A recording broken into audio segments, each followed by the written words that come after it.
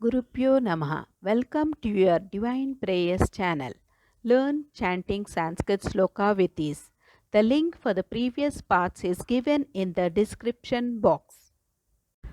Today we will chant Sriman Narayaniyam, composed by Melpattur Narayana Bhattadri, who was a great devotee and scholar from Guruvayur, Kerala.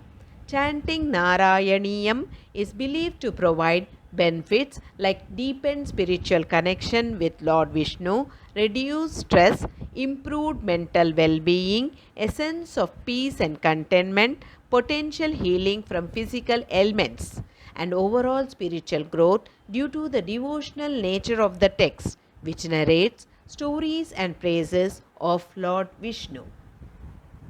Atha Ashtamam Dasakam, that is the deluge. Evam Tavat Prakruta Prakshayante Brahme Kalpe Hi Adime Labdajanma Brahma Bhuyah Tvatta Evapya Vedan Shushtim Chakre Purva Kalpopa Manam. एवं तावत् प्राकृत प्रक्षयान्ते ब्राह्मे कल्पे हि आदिमे लब्धजन्मा ब्रह्मा भूयः त्वत्त एवाप्य वेदान् सृष्टिं चक्रे पूर्व कल्पोपमानाम्.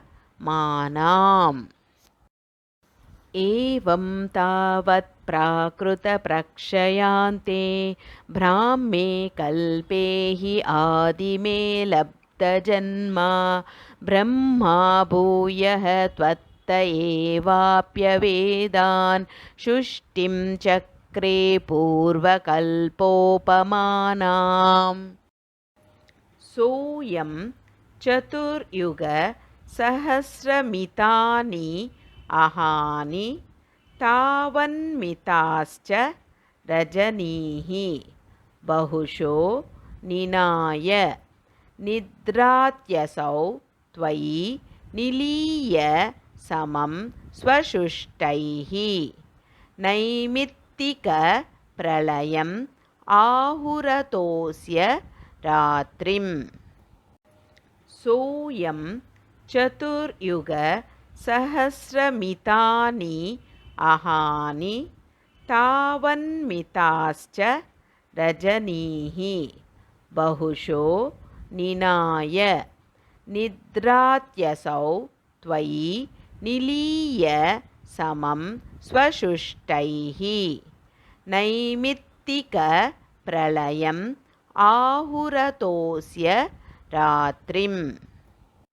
सोऽयं चतुर्युगसहस्रमितानि अहानि तावन्मिताश्च रजनीः बहुशो निनाय निद्रात्यसौ त्वयि निलीय समं स्वशुष्टैः नैमित्तिकप्रलयम् आहुरतोऽस्य रात्रिम्.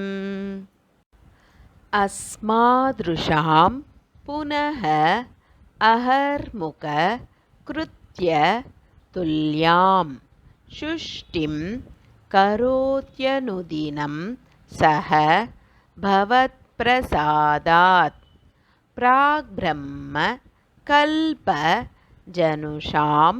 च परायुषां तु सुप्त प्रबोधन समास्ति तदापि सृष्टिः.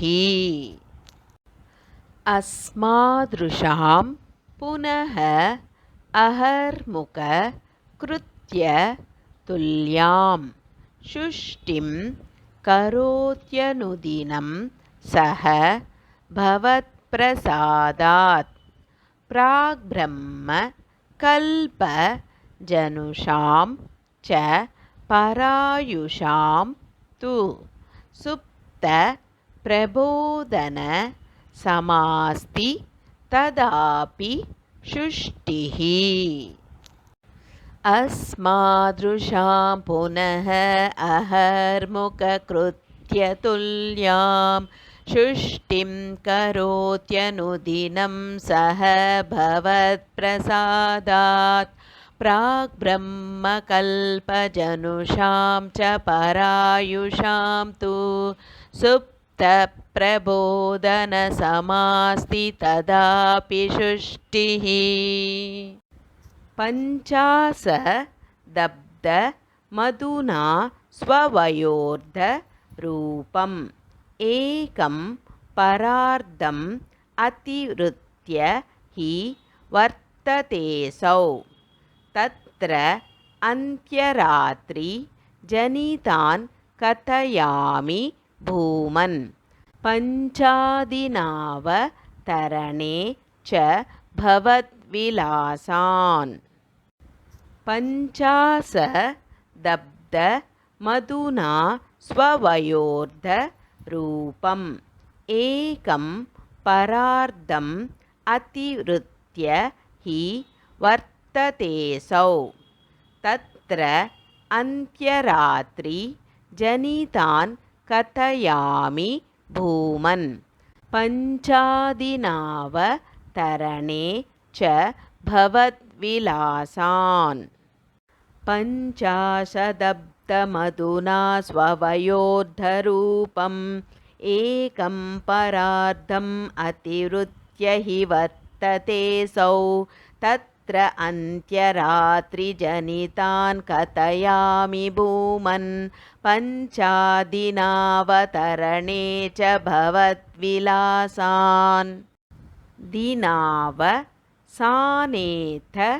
सरोजयोनिः सुषुप्तिकामः त्वयि सन्निलिल्ये जगन्ति च त्वज्जठरं समीयुः तदेदमेकार्णवमास विश्वम् दिनावसानेथ सरोजयोनिः सुषुप्तिकामः त्वयि सन्निलिल्ये जगन्ति च त्वज्जठरं समीयुः तदेदमेकार्णवमास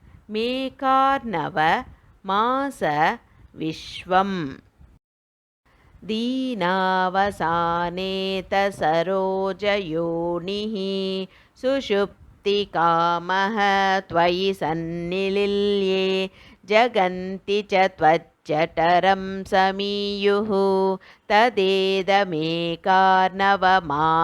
विश्वम् यदक्षरपदभ्रष्टं मात्राहीनं तु यत् भवेत् तत्सर्वं क्षम्यतां देव श्रीकृष्ण नमोऽस्तु ते विसर्गबिन्दुमात्राणि पदपादाक्षराणि च न्यूनानि चातिरिक्तानि क्षमस्व श्रीकृष्ण अन्यथा शरणं नास्ति त्वमेव शरणं मम तस्मात् कारुण्यभावेन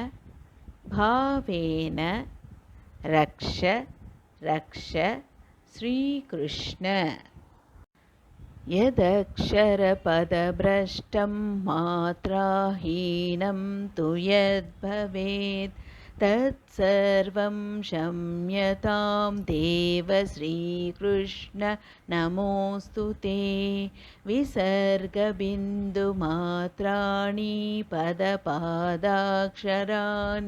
च न्यूनानि चातिरिक्तानि क्षमस्व श्रीकृष्ण अन्यथा शरणं नास्ति त्वमेव शरणं मम तस्मात् कारुण्यभावेन रक्ष रक्ष Shri Krishna Let's chant together Hare Krishna Mahamantra 3 times for the welfare of all living beings.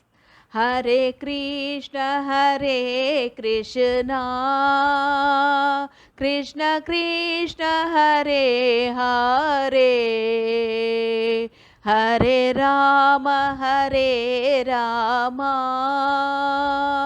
Rama Rama, Hare Hare, Hare Krishna,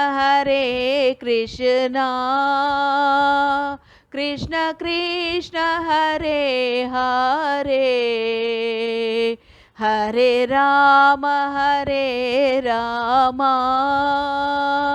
Rama Rama, Hare Hare, Hare Krishna, Krishna Krishna, Hare Hare, Hare Rama, Rama Rama, Hare Hare. Hope you could follow along with me in chanting this sloka. More in queue. If you enjoyed this video, please like, share and click on the bell icon to subscribe and show your support.